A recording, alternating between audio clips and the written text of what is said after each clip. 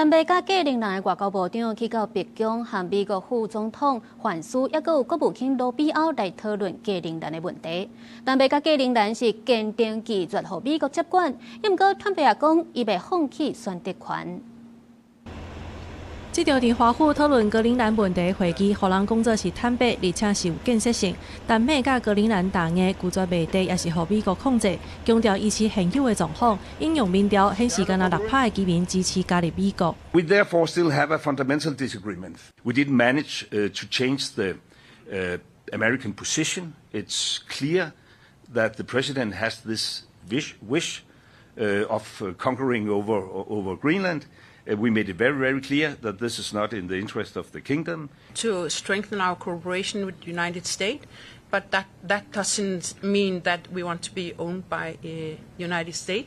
美国总统 Trump 对丹麦伫格陵兰军事部署看无够重，讲格陵兰敢若靠狗咧拖细车防卫，表示佮加一组安尼的军队要是无啥路用。I'm not going to give up options. Denmark can do about it if Russia or China wants to occupy Greenland, but there's everything we can do. I have a very good relationship with Denmark, and we'll see how it all works out. I think something will work out. 配合丹麦政府的请求，目前法国已经确认要派兵参加欧洲联合军事任务去格陵兰，加瑞典、挪威、德国等等东部行动，强化北极安全甲北约团结。公司新闻吴文玲编译。